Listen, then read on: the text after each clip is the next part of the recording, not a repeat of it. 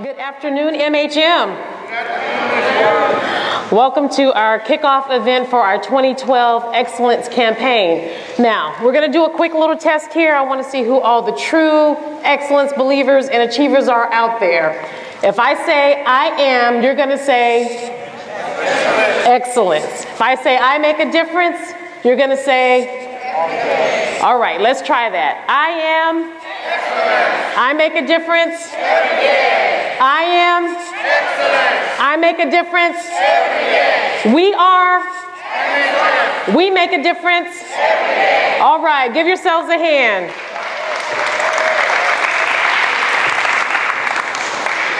As you know, 2011 marked the first year of our organization-wide excellence campaign, and our theme for the year was I am excellence, I make a difference every day. The campaign was very well received by all of our team members throughout our service area, and there were various things that we did throughout the year to celebrate excellence within our organization. We had team member appreciation days in various departments. We had videos that were produced from our PR department, including a special video for the parenting programs team. We had comment cards and feedback from patients in our clinics. And we also had some excellence presentations at our annual Wesley Nurse Symposium. And then we had, closer towards the end of the year, some of the excellence gotcha buttons. You would see someone do something excellent and give them a little button to wear, and they were to pass that on when they saw someone else do something excellent within the team. And then we had our Excellence Achiever of the Quarter Awards, as well as our Spirit of Excellence Awards at the end of the year. All in all, with those awards, we honored 6 team members last year. They are Blanca Arguello, Joe Guzman, Lauren Jackson, Charlotte Johnson, Jessica Sherfy, and David Ibarra. Let's give them all a hand.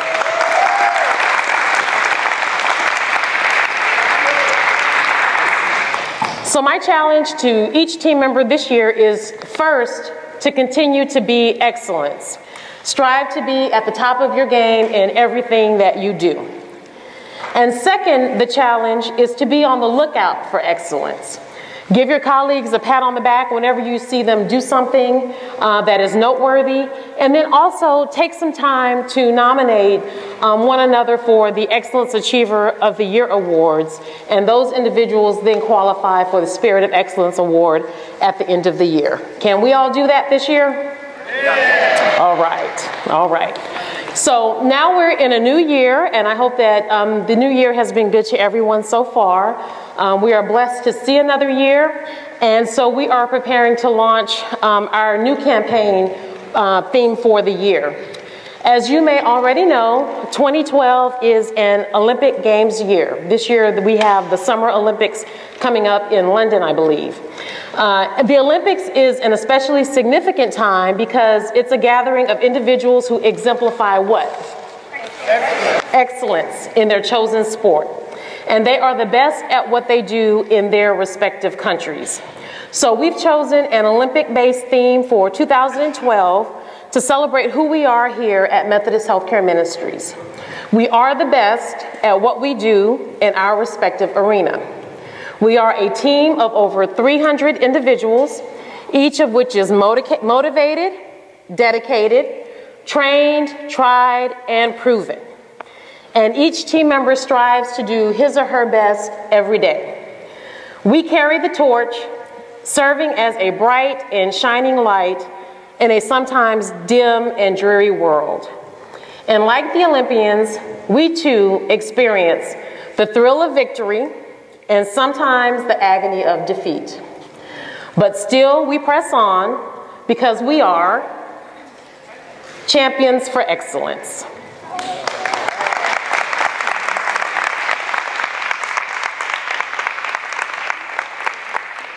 At this point, there's supposed to be this song playing so everybody can get all hyped up, but we're having some technical difficulties here.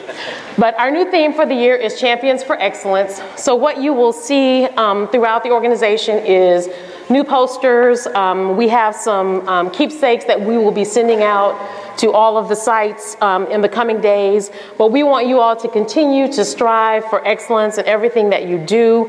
It's because of each team member that we have, wherever you are in the Methodist Healthcare Ministry service area. It is because of you that we are a great organization, that we continue to be a leader in what we do in South Texas, and we continue to stand head and shoulders above all the rest. But certainly we bring along all of our colleagues out in the community with us. So keep up the good work. Again, you'll be seeing more about our excellence theme and campaign coming down the pike. But we encourage you all to embody the excellence campaign in everything that you do every day. Here it is.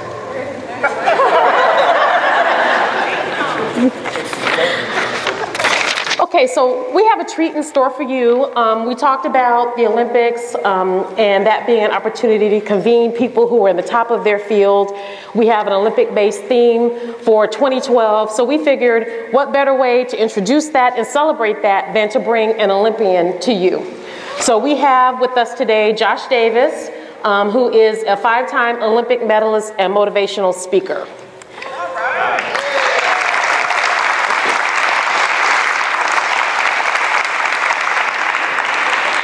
I'm going to share a few things with you about Josh.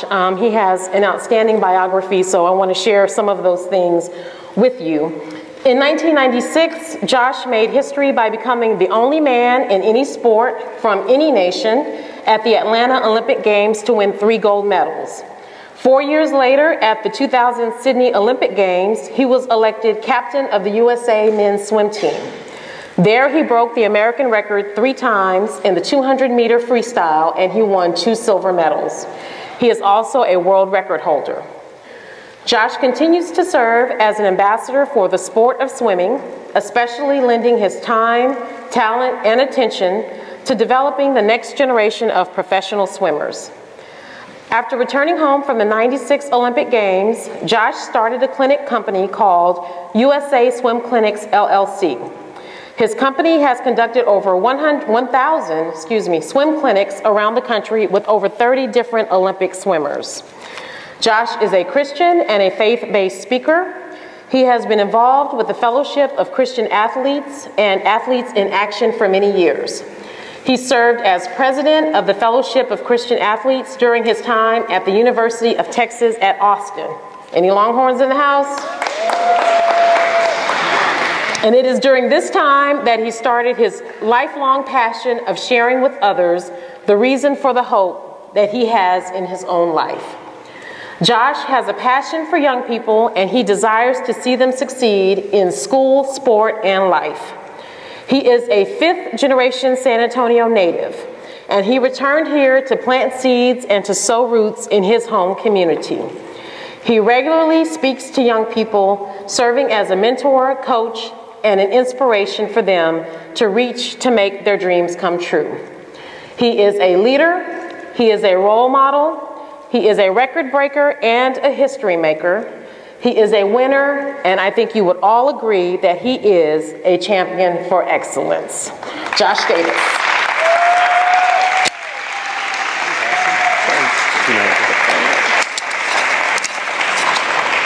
Thanks, Juan. Thanks, everyone. What a privilege to get to see this beautiful facility, but even more importantly, get to see such beautiful people on the outside and especially on the inside. What you do for our community is awesome. How you get to impact people is such a cool thing. And I get to tell young people all the time that winning a gold medal is very fun. I highly recommend everyone do it. You get lots of free food, and you get to be on TV, and you get to travel around with the USA and get lots of red, white, and blue clothes like this. But there is something that feels better than winning a gold medal. It's when you use your talents and your gifts and your hard work to make someone else's life a little bit better. That is just as good or better than winning a gold medal. And all you guys are doing that. And I just want to say thank you for what you do. That's so cool. And I just wanted to share a few moments about my story of how I became one of the best swimmers in the world, and maybe these principles can help you become even better at what you do. And I first want to begin by telling you I was born September 1st, 1972, at Methodist Hospital. That's kind of cool, huh? And so you knew good things were going to come. But that was the same day Mark Spitz was winning one of his 7 gold medals in 7 world records in 7 days at the Munich Olympic Games back in 1972. And my mom and dad were watching on their little black and white TV the Olympic Games. And my mom is 9 months pregnant with me. And it's time. I'm coming. And my mom yells at my dad to start the car, to take her to the hospital. And he's like, hold on, let me watch one more race. You know. So kind of weird that I was born when this guy was winning swimming gold medals, and I went on to win swimming gold medals. But what I've learned in my life is that it doesn't matter when you're born. And it doesn't matter where you're from. You see, it's not how you start that counts, it's how you finish that counts. That's true in sports, it's true in business, it's true in life. And you are giving people an opportunity to learn, to grow, to get better, and to develop, and to finish strong. And we all need to do that in our own lives too, to finish strong. How do we do that? How do we do that for ourselves, for our families, for this great ministry and organization we get to work for? Well, I learned a lot of lessons through sports. And I loved growing up doing sports. And the first sport I ever did when I was 5 years old starts with letter B. Can anybody guess what it was? It wasn't baseball or basketball. And it wasn't bowling or badminton. Good guess. And it wasn't biking or boating or boxing. And it wasn't bungee jumping or bull riding. The first sport my mom signed me up for when I was 5 years old was ballet. I don't know why my mom did that to me. I was the only guy in a class of 40 girls. I could not appreciate that ratio at 5. But I quickly got into other sports, and I loved doing soccer was my first love. I did soccer for many years. And then I did baseball, then I tried basketball, then I tried tennis, and then I tried track and field, and then I tried gymnastics. And then when I was 13 years old, I tried something totally new. Guess what it was? Swimming. Is anybody really good the first time you do something? No. And I went to the big coach, the big pool, the big team. I was in 8th grade, hoping to be good enough to make it to the high school team. And I wanted to show off and get better and have the coach improve my strokes. And he saw how bad I was. I just hadn't done it very much. And he pulled me aside after that first practice, and this is what he told me. Son, you're not very good. You should switch sports because you'll never make it as a swimmer. Kind of a negative thing to say, don't you? Have you ever faced some negativity from someone else or your environment? I had a choice that day. I could focus on the negative, or I could choose the positive. Guess which one I chose? I chose the positive. I thought, you know what? I want to make that swim team, and I don't care what that guy says. I love swimming. I love being with my friends. I want to race. I want to be in the water, and I'm going to go for it. So I stayed positive. Then I went home and I set my goals. So I stayed positive, set my goals, and then the third thing I did, instead of switching sports, I switched coaches, and everything was fine after that. And it's so wonderful when you get a great coach, when you have a great support system around you to build you up and encourage you and help you focus on your goals and stay positive. It's huge when you have people around you that do that. And that coach believed in me, and he said, you know, if you can do this and this, you could be pretty good. And when he began to believe in me, I began to believe in myself. And that's when my life turned. You will never underestimate the power of a positive statement to another human being, especially a young one. But we all need that positive reinforcement. We all need to see something good, and it really helps if someone else tells us, because sometimes we can't see it. And so I just want to thank you for all the positive statements, all the touches, all the encouragement you get to give to all the people in our town. Because you never know when their life is going to turn too, like it did for me. And so I believed this coach, and he taught me some things, and sure enough, I got real good real fast. Within 1 year, I was the best on my team. In 2 years as a sophomore, I was the best in the city. And in my 3rd year, I was the best in the whole state of Texas. And my 4th year, I was the best in the whole country. And whenever you're the best in the country, you get something cool. It's called a scholarship. That's the parents' favorite word, scholarship. And I got to go to the University of Texas up the road in Austin, and they have a great university and a great coach. In fact, they have the Olympic coach. And this man is named Eddie Reese. And Eddie Reese said, when I got to college, he said, welcome to the University of Texas. You could be one of the best. And if you do what I'm about to tell you, you could go down in history. And I thought, what is he going to share with me? And he gave me 4 points I'll never forget. And I'm going to give you these 4 points super fast. And maybe they help you like they helped me. He said, son, there's 4 things it takes to be great. First, you got to have good attendance. You have to show up every day. You have to have consistency. You have to have dedication, discipline, perseverance, endurance. I love all those big words like that. But my favorite big word of all is commitment. I found a great definition of commitment. It goes like this. Commitment. The ability to carry out a promise long after the mood in which it was made has gone. Did you get that? Sometimes we got to do things we don't feel like doing. Any married people out there? You know, anything worthwhile, anything that's good and worthy takes time and effort and just lots of plain hard work and not giving up. In swimming, we go for an hour and a half before school. Then we swim for another 2 hours after school, and then we lift weights for an hour. That's an average of 5 hours a day, 6 days a week. I ended up doing that for 10 years to make the Olympic Games. But that consistency and that attendance totally pays off. This facility is fairly new. But imagine when we have this facility and all the other clinics around town, when they've been there for 5 years, 10 years, 20, 30 years, the difference it'll make.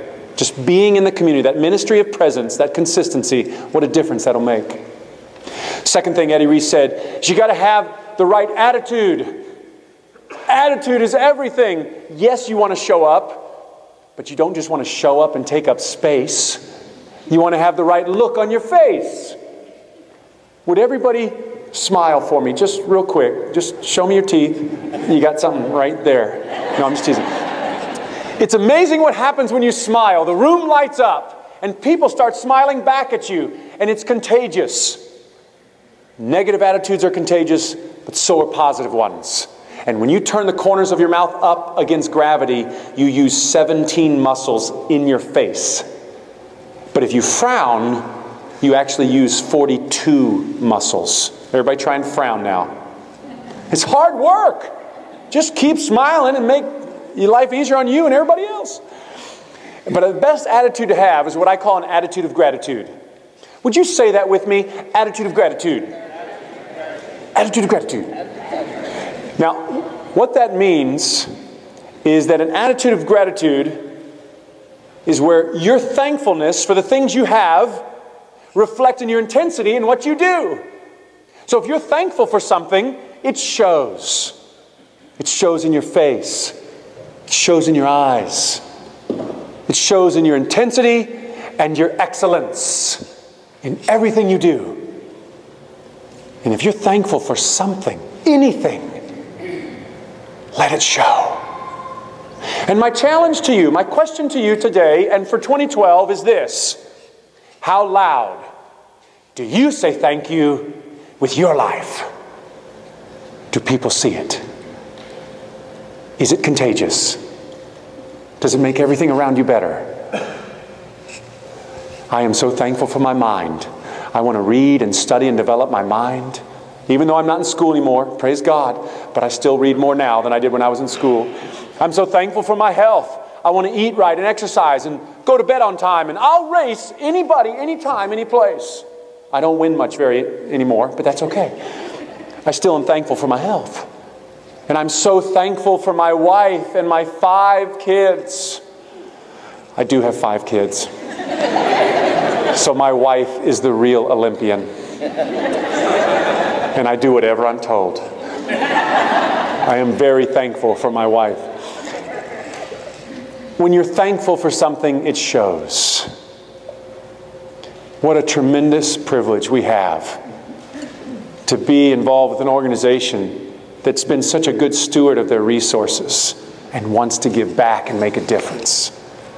There's a lot of big companies out there that do a lot of neat stuff, but very few give back like this one does. It's pretty special. I'm thankful for that. How loud are you going to say thank you in 2012? 4th thing Eddie Reese says you got to have to be great. And this is the last one. The attendance, the attitude. The 3rd thing, I'm sorry, I'm on number 3, aren't I? Am I on number 3? Yeah, number 3. Number 3 is technique. All the great athletes have perfect technique, and they make it look so easy, don't they? I got to golf with a professional golfer the other day. Whoosh. His swing was perfect. The ball was inches from the cup. It was beauty in motion. And when it was my turn to hit the ball, it just didn't happen the same way. And I thought, why is this not working? Well, his technique is perfect. The ice skaters in the Winter Olympics, they skate backwards. That's my goal in life, is to skate backwards. They make it look so easy, but I can't figure it out. And then they jump up in the air and do a triple twist and land on a single blade. How do you do that? But they make it look so easy, like any of us could do it. And my good friend, Michael Phelps, gliding to 8 gold medals at the Beijing Olympics 3 years ago, like he never took a hard stroke the whole time, because he has perfect technique. The same principle is true in the world of business and ministry and administration. Never stop finding better ways of doing things. Never stop being more efficient. Never stop learning. Never stop looking around you to become more streamlined. If you want to impress your swimmer friends, say, "How's your streamline coming?" And they'll be like, "How do you know about streamline? Are you a swimmer too?" Streamline is what happens when you dive in the pool and you enter the water. You make your hands and your whole body like a torpedo, and you enter the pool in a perfect streamline, and the races can be won or lost on how good your entry is, your streamline. And if you have a really tight streamline, you're going to come up ahead because you're swimming through the water faster and easier than anybody else. We need to have that same principle always in our business world. How do we streamline? How do we become more efficient? How do we become a better steward of our resources? And finally, the 4th thing you got to have to be great. Number 1's attendance. Keep showing up. Number 2 is attitude. Keep smiling. Number 3 is technique. Keep streamlining. Number 4. Well, son, Eddie Reese told me, it's a little harder to describe. It's more than commitment. It's more than passion. It's more than excellence. It's called, well, we would call it Texas style at my college, but today we're going to call it MHM style. In fact, why don't you put your name next to the word style? He says, son, it's doing everything with integrity and honesty and character. I am so glad Eddie Reese told me that 20 years ago when I was 17 years old, entering college and getting ready to do some things I probably shouldn't be doing. But Eddie Reese challenged me with this quote, said, son, do everything in your life with honesty and integrity. And I stopped in my tracks and I thought, what does that mean? To have every thought, to have every relationship, to make every decision in your life with honesty and integrity and character. I had no idea that years later I would be captain of the UT swim team, that I would become captain of the USA team, that I would travel around the world and meet dignitaries, that I would go to the White House 3 times. I feel like Forrest Gump. I got to go to the White House again. I had no idea that they would name a $7 million swim center after me called the Josh Davis Swim Center over behind the airport, which is really cool because they built it on the very spot where that coach told me I would not make it as a swimmer. I love that. And so, but you see, what happens when you live a life of honesty and integrity, people trust you. And trust is the foundation of all human relationships. And when this community, as they already know, but when they keep learning how much they can trust you, you have influence in their life and stuff happens. You can serve people and you can be a leader and just great stuff happens when you have that integrity and honesty. All those things helped me become one of the best swimmers in the world. I raced in the Olympic Games and they worked and I won and I got the gold medal. Now, it's so cool to see a real chunk of real gold. And when they put it around your neck, it feels even better because it's nice and heavy. And then I saw that beautiful flag and then I sang that beautiful anthem. And I realized how blessed I was to grow up in the greatest country, in the greatest state, in the greatest city in the world. And I was so thankful for my mom and my dad and my coaches and my friends and my teachers and everybody in my community who cheered me on. And I was so grateful. And I realized what a great place we live in. What a wonderful place to grow up where I could actually be the best I could be. In fact, I can be the best in the world. Isn't that a crazy thought, being the best in the world? It happened to a kid from San Antonio. Because he had people believing in him. He had people giving him hope. Teaching him. I just want to say thank you one more time for giving people hope, for helping them, for teaching them, and maybe seeing something in them they don't see, and watching their life turn around. Wow, what an event last week. I certainly enjoyed being there and listening to Josh Davis present a message for this organization that's one of hope, of spirit, of a lively debate, of values, of goals for the organization. I was energized, I was there, and I'm kind of sorry that the technological side of this kind of faded out, but that's the way it goes. We are in a technological world. We're just going to have to learn how to use all of these things and use them through our computers and our systems well into the future. At the end of that meeting, I thanked several people, and I want to do that again.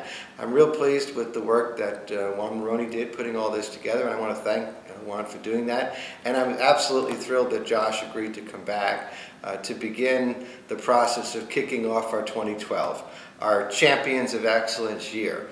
And what I said at that gym at the Wesley Community Center was that not only do we need to be champions at work, but we need to be champions for our patients and for our clients. We need to be champions for the mission that we have and the values that we have. And we need to place and put that into everything that we do as a member of the Methodist Healthcare Ministries team. We're not just people who work in an organization that's not driven by values. We have values. We have the necessity to have integrity and compassion and making a difference and being in people's lives in a wonderful and a beautiful way. And so we have the ability to carry out the purpose-driven life that Josh Davis so eloquently talked about last week. What drove him and motivated him to be better and to be great. We as an organization, we as employees of Methodist Healthcare Ministry have that ability both in our workplace for ourselves, and then as we see the vision and the needs of our patients and clients, we really have the obligation to be a champion for them as we move forward into the future. And so, as we kick off 2012 with a Champion of Excellence program, I want to not only endorse it, but thank those who put it together and encourage all of you to participate fully into the next year. Thank you so much.